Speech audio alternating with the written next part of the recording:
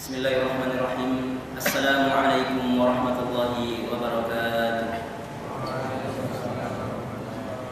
Innal hamdalillah nahmaduhu wa nasta'inuhu wa nastaghfiruh wa na'udzu billahi min shururi anfusina wa min sayyiati a'malina. May yahdihillahu fala mudilla lahu wa may yudlilhu fala hadiya lahu. Asyhadu an la ilaha illallah wahdahu la syarika lahu wa asyhadu anna Muhammadan 'abduhu wa rasuluhu la nabiyya wa la rasula ba'dahu. Qala Allah ta'ala fi kitabihil karim, ya ayyuhalladzina amanu taqullaha haqqa tuqatih wa la tamutunna illa wa antum muslimun.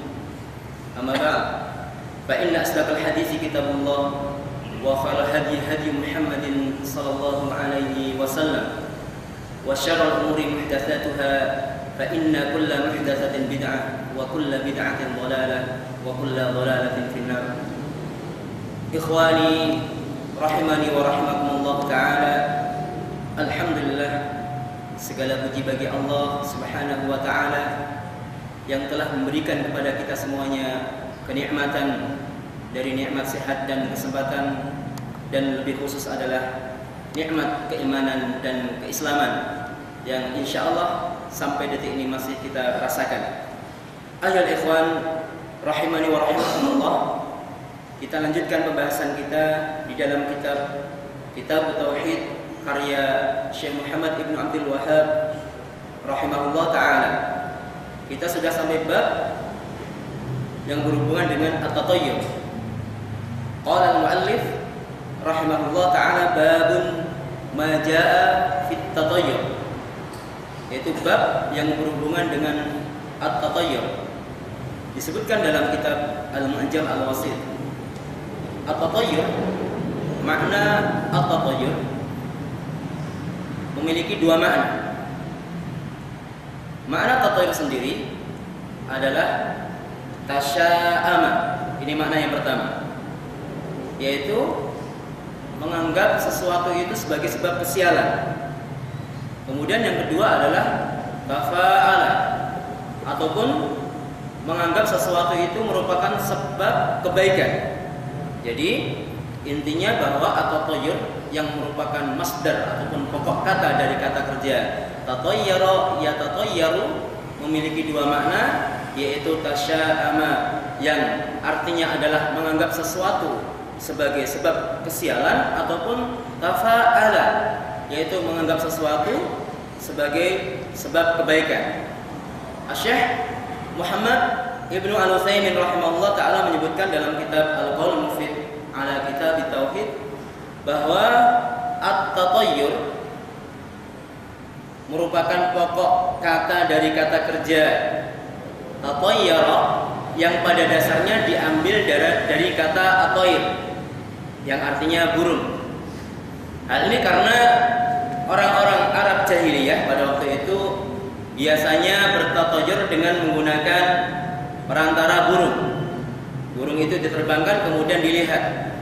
Burung tersebut terbang ke arah kanan ataupun ke arah kiri. Kalau ke arah kanan mereka akan melanjutkan pekerjaannya. Kemudian ketika ke arah kiri maka mereka mengurungkan niatnya. Sehingga hal-hal yang berhubungan dengan ini disebut at-tatayyur, yang arti kata at-tatayyur itu adalah diambil dari lafaz at-tayr, yaitu burung. Ayo ikhwan rahimani wa rahimakumullah ta'ala, semua itu adalah berhubungan dengan at-tatayyur dilihat dari sisi bahasa. Kemudian dari sisi istilah, at-tatayyur adalah menganggap sial dengan sesuatu yang dilihat ataupun sesuatu yang didengar, yaitu at-tasya'um bil mar'i wal masmu'. Menganggap sial dengan sesuatu yang dilihat ataupun sesuatu yang didengar. Sesuatu yang dilihat, contoh yang sering kita dengar mungkin di masyarakat kita adalah ketika seseorang melihat seekor burung ataupun burung gagak misalnya hinggap di suatu tempat ataupun hinggap di suatu rumah, itu merupakan pertanda buruk, pertanda adanya kematian dari keluarga ataupun dari salah satu penghuni rumah yang burung itu hinggap di rumah tersebut. Ini adalah tatayur yang berhubungan dengan al-mar'i, sesuatu yang dilihat. Kemudian ada juga at-tatayur, menganggap sial, itu berhubungan dengan sesuatu yang masmu', yang didengar. Dan contohnya sangat banyak. Misalnya seseorang dipanggil oleh kawannya, "Wahai engkau fulan, orang yang sial," misalnya. Dan dia menganggap bahwa perkataan ini membawa kesialan. Ini adalah termasuk bentuk daripada at-tatayur yang berhubungan dengan sesuatu yang didengar. Syekh Muhammad Shalih Al-Fauzan mengatakan bahwa at-tatayur sendiri tidak terbatas pada dua hal ini. Tidak terbatas pada hal-hal yang dilihat ataupun hal-hal yang didengar. Namun at-tatayur juga tercakup di dalamnya hal-hal yang berhubungan dengan waktu. Misalnya, seseorang menganggap sial bulan-bulan tertentu. Kalau orang Arab menganggap sial bulan Safar, sehingga mereka menganggap sial ketika seseorang melakukan pernikahan pada bulan Safar. Kalau sebagian masyarakat Indonesia mungkin menjadikan salah satu bulan, yaitu bulan Muharram. Kalau orang Jawa mengatakan bulan Syura, ini adalah bulan di mana seseorang itu dilarang untuk menikah karena akan menimbulkan bala. Jadi ayol ikhwan rahimani wa rahimakumullah, bagi ikhwan-ikhwan yang masih bujang ini silahkan untuk mematahkan keyakinan seperti ini, nikahlah pada bulan tersebut. Lebih khusus lagi ketika pernikahan itu diadakan pada tanggal 1 Muharram, 1 Syura. Ya.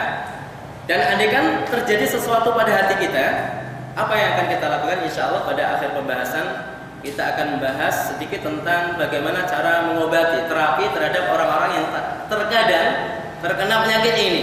Karena sudah sering terdengar di telinga kita tentang hal-hal seperti itu, maka ketika kita dihadapkan pada permasalahan seperti itu, walaupun kita yakin kepada Allah, tawakal dengan benar kepada Allah, namun terkadang ada sesuatu di hati kita. Dan insya Allah akan kita sampaikan beberapa hal tentang terapi terhadap penyakit tersebut. Ayyuhal ikhwan rahimani wa rahimakumullah. Kemudian juga at-tatayur juga bisa berhubungan dengan sesuatu yang sifatnya al-makan, yaitu tempat. Ya. Menganggap suatu tempat itu membawa sial dan lain sebagainya itu merupakan salah satu bentuk tatayur. Ataupun at-tatayur ini bisa berhubungan dengan al-ashkhas, yaitu personal. Jadi ketika seseorang berjalan-jalan dengan kawannya, dia menganggap sial. Kalau saya jalan-jalan dengan Anda, sial terus nih gara-gara kamu. Ini adalah bentuk tatayur. Dan hati-hati, kadang-kadang ada kata-kata yang terucap dari lisan kita dalam bahasa sehari-hari dan itu merupakan bentuk tatayur. Dan bagaimana hukumnya? Apakah syirik akbar? Apakah syirik asgar? Insya Allah akan kita bahas. Ayat ikhwan rahimani wa rahimakumullah. Kemudian perlu dipahami bahwa at-tatayur itu merusak at-tauhid dan kadang bisa merusak aslu tauhid, pokok dasar tauhid, sehingga seseorang bisa keluar dari Islam, ataupun terkadang bisa merusak kamal tauhid, yaitu kesempurnaan daripada tauhid itu sendiri. Ya. Hal tersebut dikarenakan orang yang bertatayur, mereka telah merusak sendi tawakalnya kepada Allah Subhanahu wa taala, dan juga mereka itu bertawakal ataupun bersandar pada sesuatu yang tidak jelas hakikatnya. Kenapa tidak jelas? Kita bisa lihat, ya, kita bisa berpikir apa hubungan antara burung dengan kematian? Tidak ada hubungannya.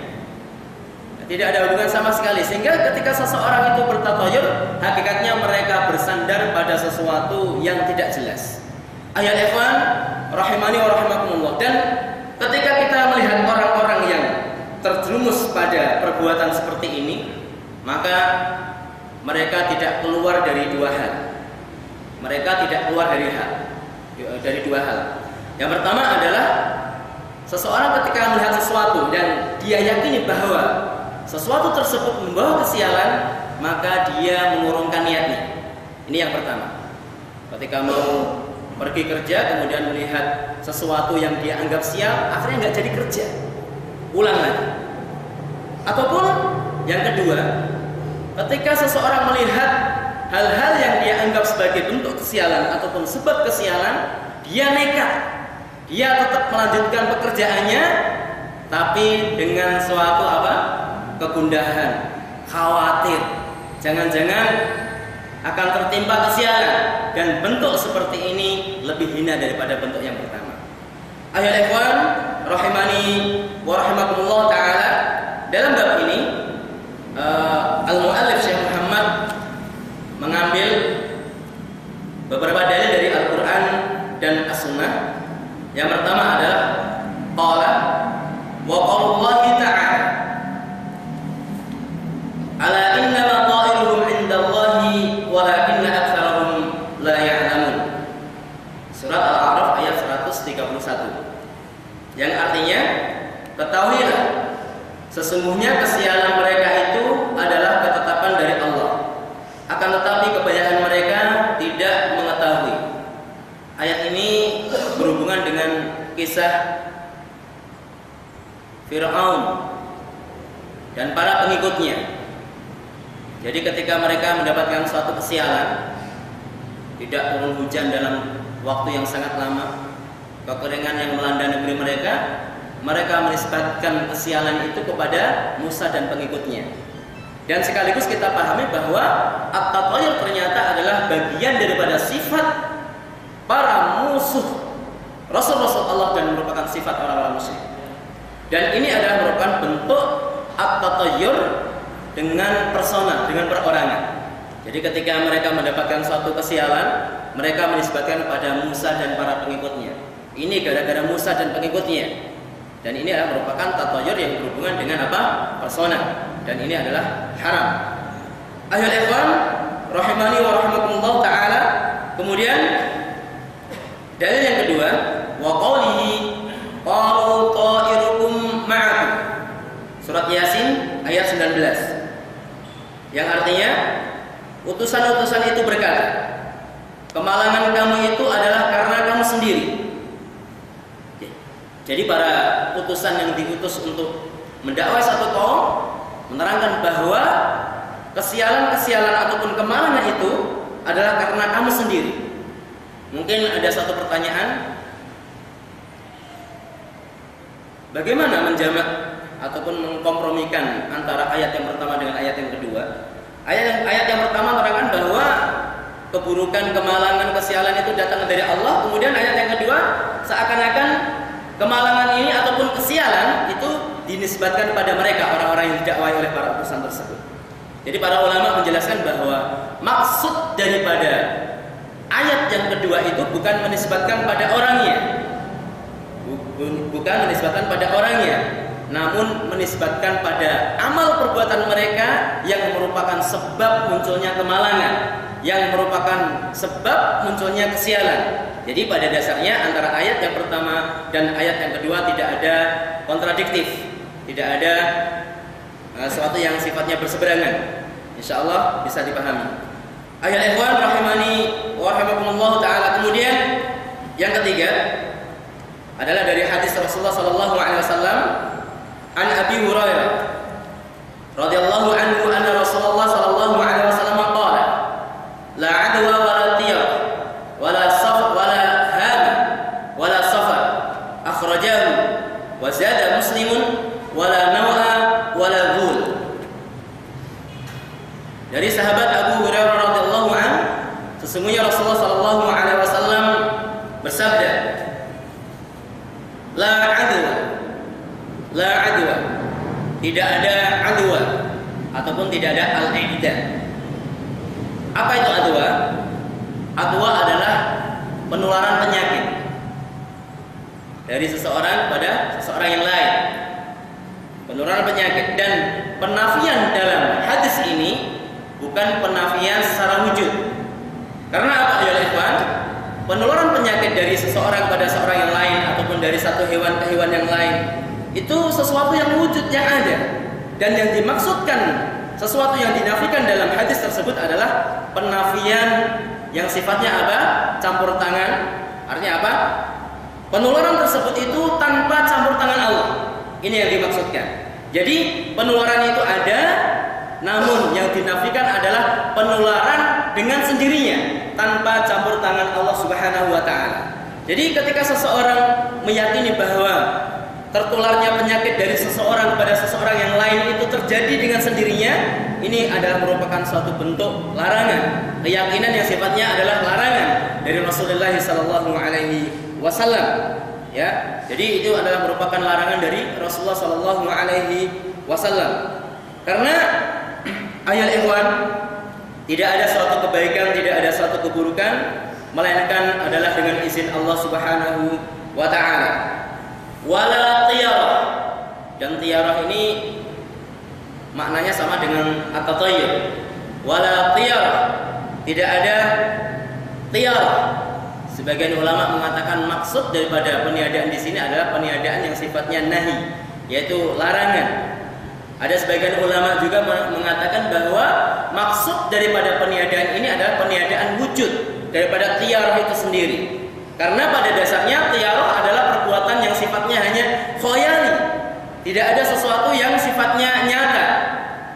Menyandarkan sesuatu pada hal yang sifatnya tidak nyata. Maka penafian dalam lafaz ini wala tiyarah dan tidak ada tiyarah, maksudnya adalah peniadaan yang sifatnya peniadaan wujud. Ala kulli hal, peniadaan yang dalam lafaz ini baik diartikan secara penafian wujud ataupun penafian yang sifatnya larangan, intinya adalah sama, bahwa umat Rasulullah SAW dilarang untuk melakukan tiyarah.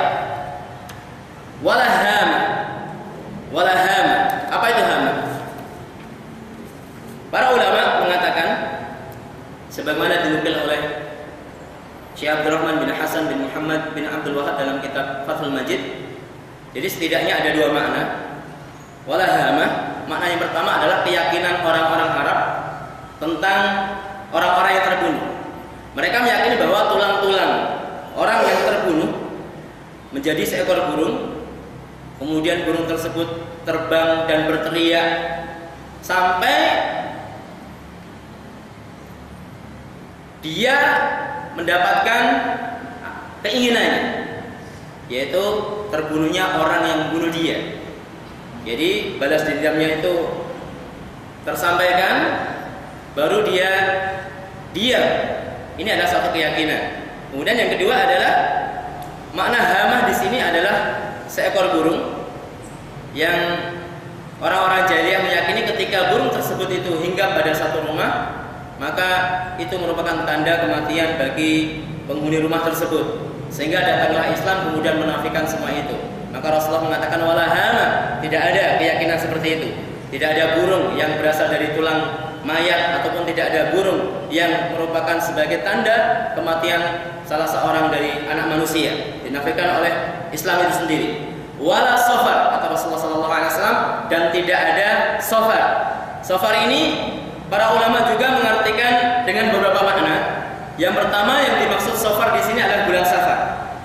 Dan sebagaimana telah diterangkan di awal tadi bahwa orang-orang Arab jahiliyah meyakini bahwa bulan Safar itu merupakan bulan yang membawa kesialan, sehingga mereka tidak mengadakan akad nikah pada bulan tersebut.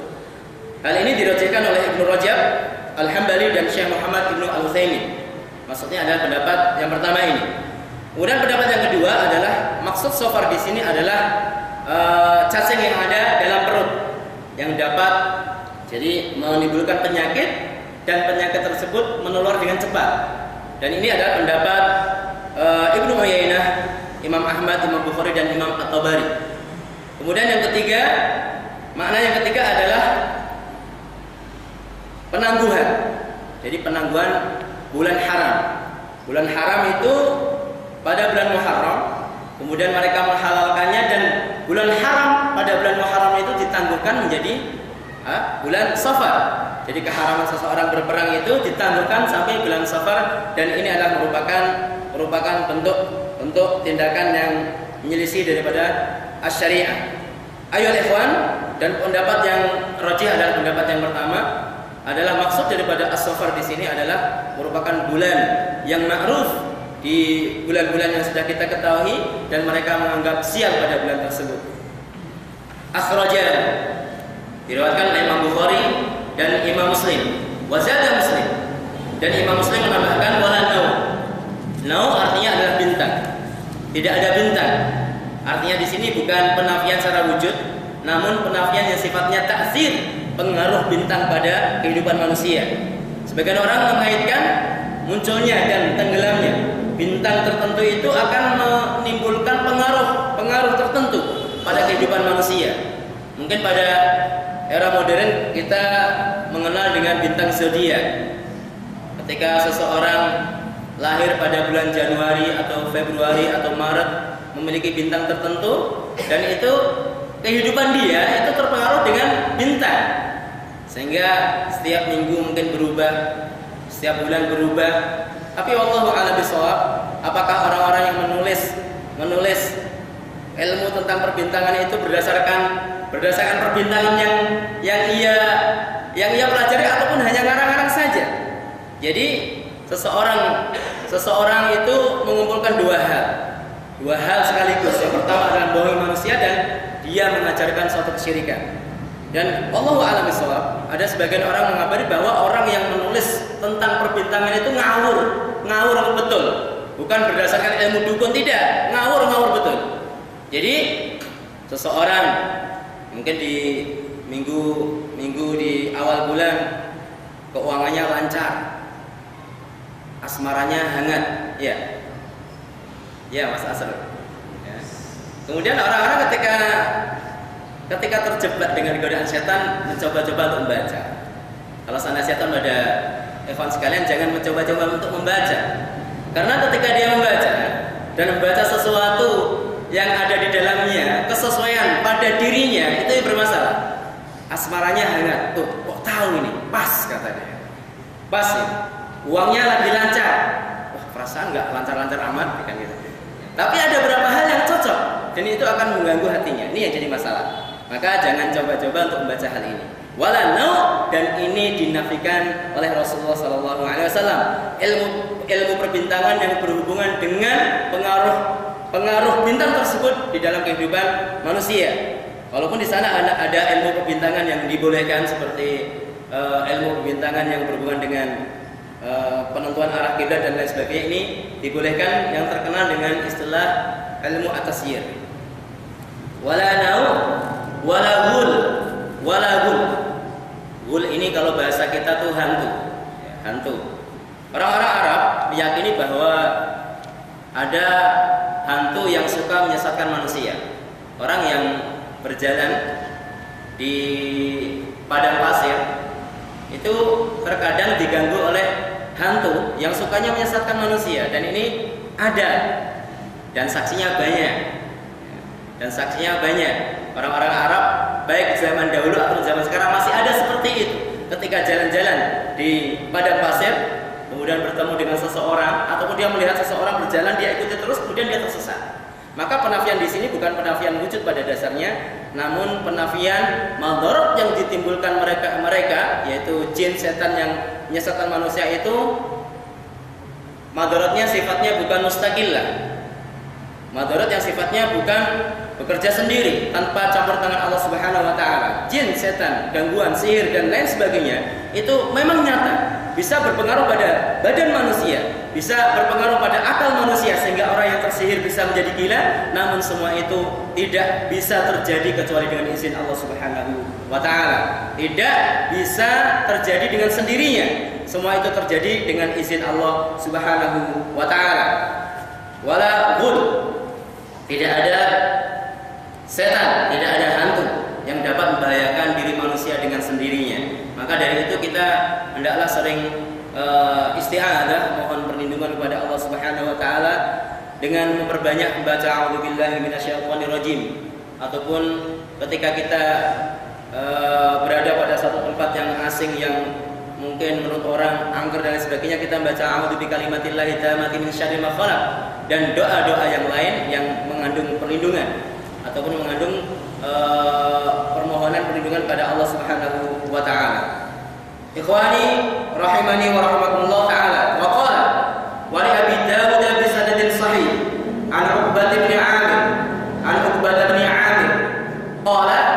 Dzikratit tayratu 'inda Rasulillah sallallahu alaihi wasallam faqala ahsanuha al-fa'l wa la taruddu musliman fa idza ra'a ahadakum ma yakrahu falyaqul Allahumma la ya'ti bil hasanati illa anta wa la yadfa'u sayyi'ati illa anta wa la hawla wa la quwwata illa bik.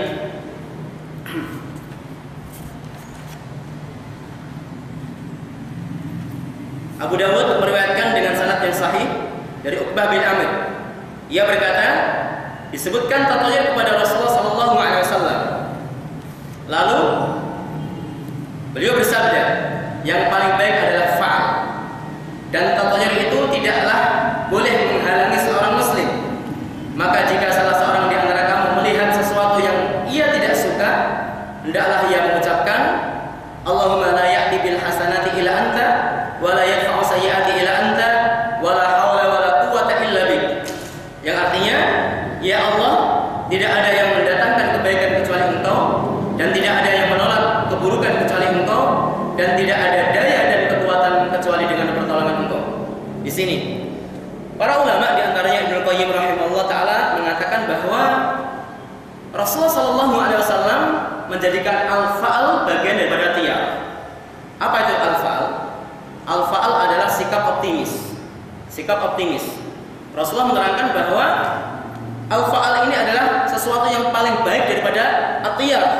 Sedangkan Rasulullah sallallahu alaihi wasallam sendiri mengharamkan tiyar. Lalu apa bedanya? Maka para ulama menerangkan perbedaannya adalah at-tiyarah. Memang tidak dipungkiri bahwa at-tiyarah itu sebagaimana disebutkan di awal ketika kita memaknai tiyarah dari sisi lugawi, bahwa tiyarah itu memiliki makna tasya'um, menganggap sesuatu itu sebagai sebab kesialan. Namun juga kadang-kadang tiyarah itu dalam bentuk tafa'al, menganggap sesuatu itu sebagai sebab kemudahan, kesuksesan. Oh ya, burung yang terbang ke kanan setelah kita terbangkan akan menjadikan kita apa? Sukses insyaallah. Ataupun pertanda itu adalah merupakan pertanda kesuksesan. Ini adalah suatu bentuk tatoyur. Namun al-fa'al adalah al-kalimah at-thayyibah. Kalimat yang baik yang menjadikan seseorang itu termotivasi. Dan bedanya dengan tatoyur yang sifatnya tafa'ul yang menjadikan seseorang itu termotivasi adalah kalau at-tatoyur itu adalah menyandarkan suatu perkara yang tidak jelas. Ya, walaupun dia semangat ketika dia menerbangkan burung sebelum berangkat kerja dan burung itu terbang ke kanan, dia semangat. Namun kesemangatan ini didasarkan pada sesuatu yang tidak syar'i, yang tidak berdasarkan syariat, dan tidak berdasarkan sesuatu yang sifatnya nyata, khayali, hanya khayalan saja. Ini bedanya antara al-fa'al dan kemudian at-tiyar ataupun at-tatayyur. Kemudian dalam hadis ini pula Rasulullah SAW mengajarkan kepada seseorang ketika melihat sesuatu yang dia benci, misalnya burung gagak misalnya, karena burung gagak ini sifatnya sudah ma'ruf. Kalau burung gagak ini merupakan tanda suatu keburukan menurut masyarakat tertentu, sehingga dia sering mendengar dan terpengaruh. Dan ketika dia melihat sesuatu yang dia benci yang berhubungan dengan hal tersebut, Rasulullah SAW mengajarkan satu doa, yaitu Allahumma la ya'ti bil hasanati illa anta wa la yadfa'u sayyi'ati illa anta wa la hawla wa la quwwata illa bik. Wa qala wa 'ala ibn Mas'ud marfu'an at-tiyaratu syirkun wa ma minna illa walakin Allah yudhibuhu bit tawakkul. Rawahu Abu Dawud wa Tirmidzi wa sahahahu wa ja'ala akhirahu min qaul Ibnu Mas'ud. Ini hadis yang diriwayatkan oleh Imam Abu Dawud dan Imam At-Tirmidzi. At-tiyaratu syirkun.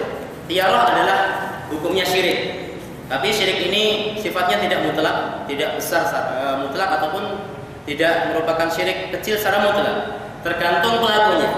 Ketika seseorang meyakini sesuatu hal yang dijadikan dia sebab atau toyur, dan dia masih meyakini bahwa kemanfaatan dan kemadaratan itu datang dari Allah, maka ini syirik kecil. Namun ketika seseorang meyakini sesuatu hal yang dia anggap sebagai sebab kesialan ataupun keberhasilan, dan dia dapat mendatangkan madarat dan manfaat sifatnya secara sendiri, tidak ada campur tangan Allah, maka ia telah terperosok pada syirik akbar. Wa ma minna illa walakin Allah yudhibuhu bitawakkul. Dan tidak ada seseorang pun dari kita kecuali telah terjadi dalam dirinya sesuatu dari hal tersebut, akan tetapi Allah menghilangkannya dengan tawakul. Ini perkataan yang terakhir adalah perkataan dari Ibnu Mas'ud yang sering disebut dalam disiplin ilmu hadis adalah mudraj. Mudraj artinya mudkhal, sesuatu yang dimasukkan. Dan perkataan yang terakhir adalah perkataan dari Ibnu Mas'ud yang dimasukkan di akhir lafaz hadis Rasulullah sallallahu alaihi wasallam. Wa qala wa li Ahmad min hadis Ibnu Amr man radda al-tiyar an hajatihi faqad asyrak. Qala fama kafaratu dzalik? Qala an taqulu Allahumma la khaira illa khairu wa la khaira illa khairu. Dari Imam Ahmad, hadis yang diriwayatkan oleh Ibnu Amr, Rasulullah sallallahu alaihi wasallam bersabda, barang siapa yang mengurungkan niatnya karena tatayur, maka sesungguhnya dia telah berbuat kesyirikan. Kemudian para sahabat bertanya, lalu apa kafarahnya ya Rasulullah? Qala, Rasulullah menjawab, antaqulu, hendaklah kalian mengatakan, Allahumma la khaira illa khairu wa la khaira illa khairu wa la ilaha ghairu. Yaitu, ya Allah, tidak ada suatu kebaikan kecuali dari Engkau, dan tidak ada suatu kemalangan dan kesialan kecuali dari Engkau, dan tidak ada ilah yang berhak disembah kecuali adalah Engkau. Ini adalah merupakan doa untuk seseorang yang terjerumus pada tatayur. Adalah dia mengucapkan doa sebagai kafarah, sebagai penghapus dosa dan menghilangkan keraguan yang ada pada diri dia.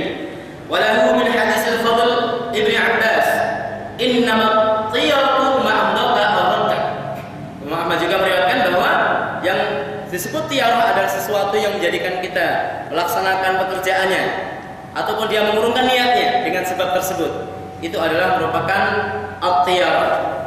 Ayol ikhwan rahimani wa rahimakumullah, sebelum kami tutup ada beberapa hal yang perlu kita ketahui. Di antaranya adalah suatu iskal, suatu permasalahan dari hadis Rasulullah sallallahu alaihi wasallam. Rasulullah mengatakan asyu'mu fi thalath. Kesialan itu ada pada 3 hal. Rasulullah mengatakan fil faras wal mar'ah wad dar. Kesialan itu ada 3 hal, yaitu pada kendaraan al-faras, kuda. Kemudian pada diri istri, perempuan, wadar dan tempat tinggal. Lalu bagaimana ini? Satu sisi Rasulullah sallallahu alaihi wasallam mengharamkan ataupun melarang bentuk tiar. Sedangkan pada hadis yang lain Rasulullah menetapkan adanya suatu yang menyebabkan kesialan. Ada 3 hal yang disebutkan oleh Rasulullah sallallahu alaihi wasallam. Kaifal jawab? Bagaimana menjawabnya? Para ulama menjawab bahwa makna hadis ini adalah seperti firman Allah, "Qul in kana lirrahmani waladun fa ana awwalul 'abidin." Yang artinya, katakanlah, andaikan Allah memiliki anak, maka sesungguhnya aku adalah orang yang pertama kali menyembahnya. Ini disebut ta'liq al-fi'l bi syai' al-mustahil, yaitu menyandarkan suatu pekerjaan yang akan dilakukan dengan sesuatu yang mustahil sifatnya, ya, sesuatu yang mustahil, dan itu tidak akan mungkin terjadi, dan pekerjaan itu tidak akan mungkin terjadi.